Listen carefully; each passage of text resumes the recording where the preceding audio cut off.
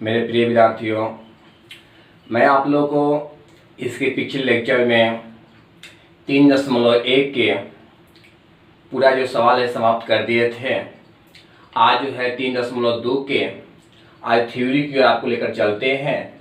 देखिए, थ्योरी का शुरुआत हम करते हैं, क्या है आपके सामने लगा हुआ है। तो चलिए 3.2 के बात करते हैं हम थ्योरी पर। लिखा हुआ है आव्यूहों पर संक्रियाएं, ऑपरेशंस ऑफ मैट्रिक्सेज। माने क्या है कि अब हम देखेंगे इसका संक्रियाएं क्या है, मतलब जोड़ क्या है, घटाव क्या है, गुणा क्या है, तो उसके बारे में तो हम चर्चा करते हैं। तो विद्यार्थी लोग, सबसे पहले हम पहला संक्रियाएं पर बात करते हैं। पहला संक्रियाएं का नाम है आव्यूहों का योग। योग मतलब कि जोगफल, मतलब जोड़ना। तो वही लिखा हुआ है एडिशन ऑफ मैट्रिक्सेज। क्या लिखा हुआ है? Addition of मैट्रिक्सेज। जी हाँ। तो देखिए, आप लोग कभी भी जोड़ते हैं तो उसमें 2 सदस्य होना चाहिए। तो वही बात इसमें भी होगा कि इसको भी जोड़ने के लिए 2 सदस्य जरूरी है, मतलब कि एकदम अति आवश्यक है। तो देखते हैं क्या है। यदि 2 आव्यूह, मान लीजिए 2 आव्यूह हो गया, समान कोटि के, मतलब एक ही कोटि के आव्यूह हो तो a प्लस बी को माने इसको जोड़ने पर प्राप्त आव्यूहों का जोगफल कहते हैं। कहने का मतलब कि जब a प्लस बी को जब हम जोड़ेंगे, उससे जो प्राप्त आव्यूह होगा तो उसी को हम लोग क्या कहते हैं? योगफल कहते हैं। ध्यान दीजिएगा कि a प्लस बी को जोड़ने पर जो आव्यूह प्राप्त होगा तो इसी को हम लोग क्या कहते हैं? योगफल कहते हैं। क्लियर हो गया? अब हम बात करते हैं कि मान लीजिए कि कोई आव्यूह a हो गया, इसका सदस्य हो गया a i j, इसका कोटि हो गया m गुणे n। क्लियर हो गया? और एक और आव्यूह हो गया b, इसका सदस्य हो गया b i j, इसका भी कोटि m गुणे n। इसको आप तब ही जोड़ सकते हैं कि कोटि समान होना चाहिए, माने कोटि बराबर होना चाहिए।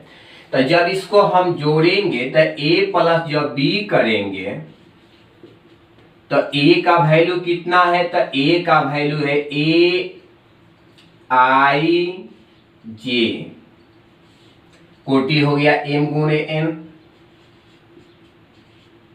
प्लस b का मान है b i j, कोटि हो गया m गुणे n। जब इसको जोड़ेंगे तो लिखेंगे a i j plus b i j, कोटि क्या हो गया? m गुणे n। तो देखिए, AC को हम लोग क्या कहते हैं? तो AC को हम लोग जोगफल कहते हैं, माने योग कहते हैं। क्लियर हो गया? अब हम बात करते हैं छोटू की। इस पर एग्जाम्पल पर थोड़ा देख लेते हैं हम लोग। देखिए, इस पर एग्जाम्पल क्या है। तो एग्जाम्पल है कि मान लीजिए कि एक आव्यूह a हो गया, लिख लेते हैं यदि आव्यूह a बराबर 3, 4, 2, 1 और आव्यूह b बराबर 5, 7, 3, 2 रहे तो a प्लस b ज्ञात कीजिए।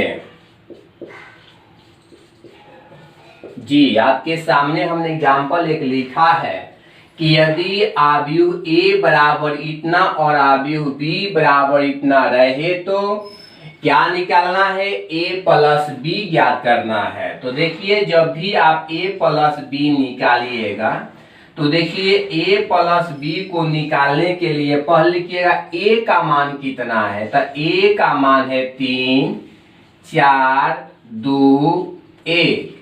b के मान कितना है, तो b के मान है 5 7 3 2। जब दोनों को जोड़ेंगे तो देखिए 3 और 5, 3 और 5, तो 3 और 5 और बीच में है प्लस, तो मतलब जोड़ना है। तो 3 और 5 8, 4 और 7 11, 2 और 3 5, 1 और 2 3।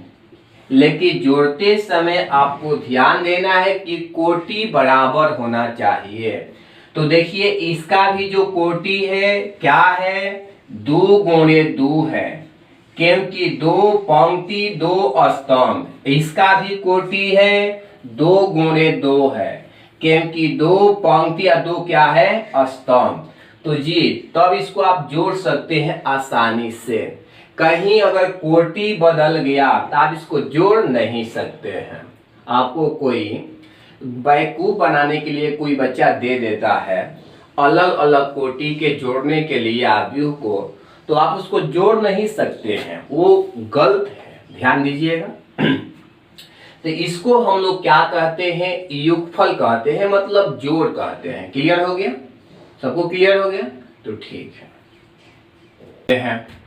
अवयवों के योग के गुण, माने योगफल पर कुछ गुण है, उस गुण पर हम लोग बात करते हैं। देखिए क्या गुण है, आप लोग ध्यान दीजिएगा। तो विद्यार्थी लोग लिखा हुआ है कि properties of a matrix addition, मतलब कि प्रॉपर्टीज पर हम लोग बात करेंगे, एडिशन के कुछ प्रॉपर्टीज पर हम लोग बात करेंगे और देखेंगे क्या है। तो लिखा हुआ है कि मान लीजिए कि यदि दो अवयव ए और बी है, यदि दो अवयव ए और बी है, तो अगर देखिए a प्लस बी को आप जोड़ें और चाहे b प्लस ए को जोड़ें, तो मान में कोई परिवर्तन नहीं आएगा। आप पहले a प्लस बी को जोड़े चाहे b प्लस ए को जोड़े, मान में कोई परिवर्तन नहीं आएगा। तो चलिए इस नियम को हम लोग क्या बोलते हैं, तो क्रम विनिमय नियम बोलते हैं। क्या बोलते हैं, क्रम विनिमय नियम। इसके बाद दूसरा पॉइंट है कि अगर मान लीजिए कि तीन अवयव ए बी सी, अगर आप लोग पहले b प्लस सी को जोड़ लें और उसके बाद a को जोड़ें, b प्लस सी को जोड़ लें उसके बाद a को जोड़ें, चाहे आप a प्लस b को जोड़ें और उसके बाद c को जोड़ें, तो इसको कोई मान में परिवर्तन नहीं आएगा, इसके कोई भी मान में परिवर्तन नहीं आएगा। तो इस नियम को हम लोग क्या बोलते हैं, साहचर्य नियम बोलते हैं। क्या बोलते हैं, साहचर्य नियम। इसके बाद अगला है कि किसी अवयव ए में शून्य अवयव को जोड़ें। जो आप शून्य देख रहे हैं शून्य अवयव है, किसी अवयव में शून्य अवयव को जोड़ें, चाहे शून्य अवयव में किसी अवयव को जोड़ें, तो मान में कोई परिवर्तन नहीं आएगा। वो जो कहते हैं क्या होगा, अवयव वही होगा। जैसे एक में 0 को जोड़े चाहे 0 में 1 को जोड़े, मान तो एक ही ना होगा, वही बात इसमें भी है। किसी अवयव के उसके ऋणात्मक अवयव, उसके निगेटिव अवयव को अगर आप जोड़ देते हैं या निगेटिव अवयव में मतलब उस अवयव को जोड़ते हैं, तो क्या होता है, तब शून्य अवयव होता है। ध्यान दीजिएगा। अगला पॉइंट है 5 नंबर कि अगर a प्लस बी बराबर a प्लस सी है, तो एक नियम है कटान बिंदु। देख कटान नियम क्या है, एक होता है बायां कटान, एक होता है दायां कटान। तो देखिए अगर a प्लस बी बराबर a प्लस सी है, तो इसमें क्या है कि देखिए दोनों बायां जो है शामिल है, तो आपका यह और यह जो है समाप्त हो जाएगा, यह और यह जो है समाप्त हो जाएगा। तो क्या बच जाएगा, b बराबर c, तो b बराबर c हो गया। इसमें क्या है कि यह और यह बराबर है, जब यह और यह बराबर है तो क्या होगा कि आपका यह समाप्त हो जाएगा, तो बच जाएगा b बराबर c। तो इसको हम लोग बोलते हैं बाया कटान नियम, इसको हम लोग बोलते हैं दाया कटान नियम। तो विद्यार्थी लोग ये जो है योग का नियम है अब हम लोग बात करते हैं दो आव्यूह का अंतर, मतलब घटाव पर बात करते हैं। क्या है देखते हैं। चलिए हम लोग बात करते हैं अब दो आव्यूहों का अंतर, मैं दो आव्यूहों का घटाव। तो उसको लिखा गया है डिफरेंस ऑफ टू मैट्रिक्सेस। देखिए क्या है, यदि दो समान कोटि के आव्यूह, देखिए कभी भी जोड़ घटाव तभी संभव है जब कोटि समान होगा। कोटि क्या होगा, समान होगा, मतलब बराबर होगा। तो यदि दो समान कोटि के आव्यूह ए और बी हो तो a माइनस बी को, माने a माइनस बी को, ध्यान दीजिएगा, दो आव्यूह a और b का क्या कहते हैं, तो अंतर कहते हैं। तो ध्यान दीजिए, यदि दो आव्यूह a और b समान कोटि के रहे तो a माइनस बी को क्या कहते हैं, दो आव्यूह का घटाव कहते हैं। क्लियर हो गया। यदि दो आव्यूह a और b समान कोटि के रहे तो a माइनस बी को क्या कहते हैं, तो दो आव्यूह का घटाव कहते हैं। कंप्लीट। अब चलिए बात करते हैं कि मान लीजिए कि एक आव्यूह a हो गया, इसके सदस्य हो गए इस प्रकार से, इसका कोटि हो गया m गुणे n। दूसरा का आव्यूह b हो गया, इसका सदस्य हो गया इस प्रकार से, इसका कोटि हो गया ऐसा m गुणे n। तो आप जब भी a माइनस बी निकालिएगा तो a का मान है इस प्रकार से, माइनस b का मान है इस प्रकार से। जब भी आप घटाइएगा तो a में से b को घटाना है, तो a के सदस्य में से b के क्या करना है, घटा देना है। तो क्या लिखिएगा, तो a I J minus B I J m गुणे n। तो इसी को हम लोग क्या कहते हैं, तो इसी को हम लोग घटाव कहते हैं। घटाव के लिए अति आवश्यक यह है कि दोनों का कोटि बराबर होना चाहिए, दोनों का कोटि बराबर होना चाहिए। देखिए यहाँ पर कोटि समान लिए हैं तो ही यहाँ पर समान लिखा हुआ है। अगर कोटि समान नहीं रहेगा तो उसका घटाव संभव नहीं है, उसका योग संभव नहीं है। क्लियर हो गया। योग ही संभव नहीं है, घटाव भी संभव नहीं है। क्लियर हो गया। अब हम बात करते हैं इसके एग्जाम्पल को। देखिए एग्जाम्पल क्या है, आप सब लोग ध्यान दें। तो देखिए इस पर एग्जाम्पल किस प्रकार से क्या हो सकता है, सामने देखिएगा।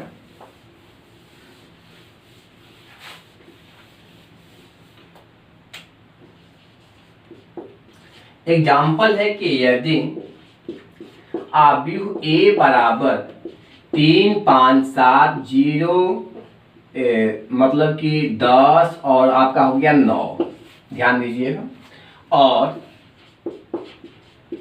आव्यूह b बराबर हो गया 2 4 5 3 7 6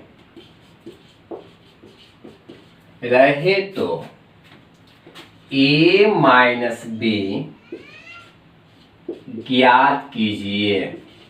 माने आप लोगों को क्या करना है कि a माइनस बी ज्ञात करना है, मतलब घटाना है। तो लिखिएगा पहले a माइनस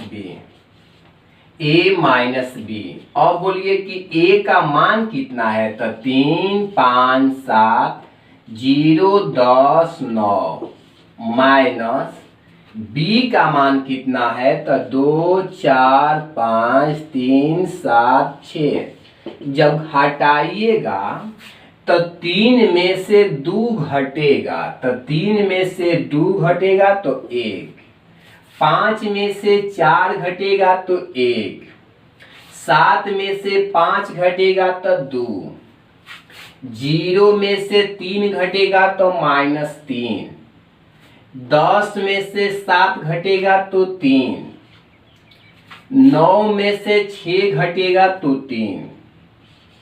तो इस प्रकार से छोटो आपके सामने जो है आया हुआ आंसर है।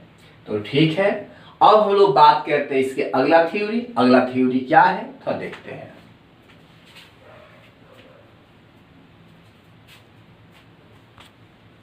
तो चलिए हम अगला पॉइंट में बात करते हैं। लिखा हुआ है कि किसी आव्यूह का एक अदिश संख्या से गुणा कैसे करते हैं, माने किसी भी अवयव में कोई संख्या से गुणा कैसे करते हैं। तो वही लिखा हुआ है multiplication of a matrix bye a scalar number.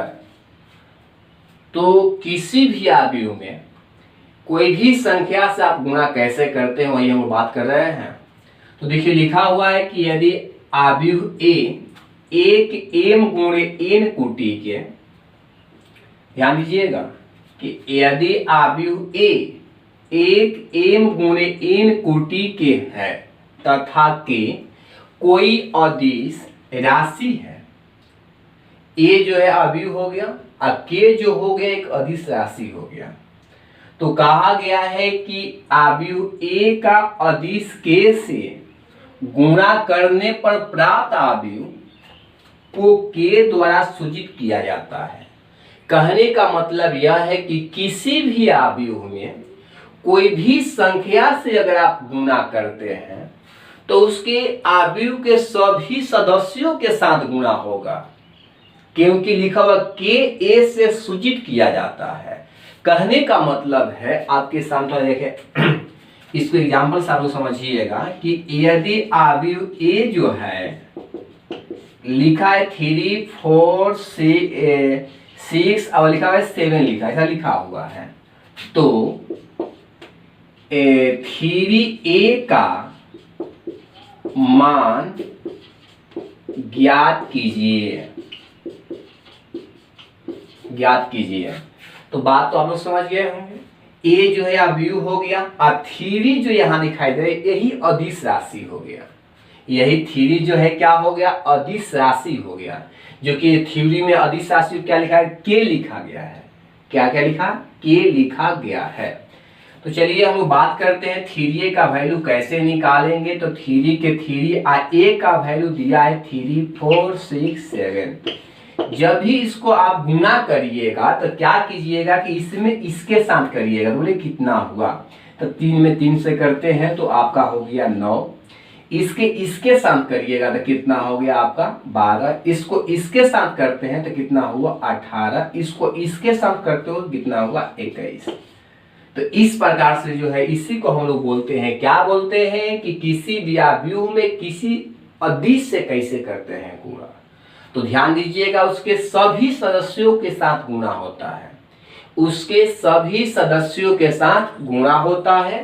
तो चलिए हम लोग बात करते हैं कि इसके अगला थ्योरी जो है वो अगला थ्योरी क्या है कि दो अवयवों का गुणा। थोड़ा वो विस्तार है, थोड़ा उस पर हम लोग चर्चा करेंगे कि दो अवयवों का गुणा हम लोग कैसे करते हैं। तो अगले थ्योरी में हम मिलते हैं दो अवयवों के गुणा को लेकर। तो आज के लिए इतना ही, थैंक्स। जो बच्चे मेरे चैनल को सब्सक्राइब नहीं किए हैं तो मेरे चैनल को सब्सक्राइब कर दीजिएगा। अच्छा लगे तो शेयर कीजिएगा, कमेंट कीजिएगा। ठीक।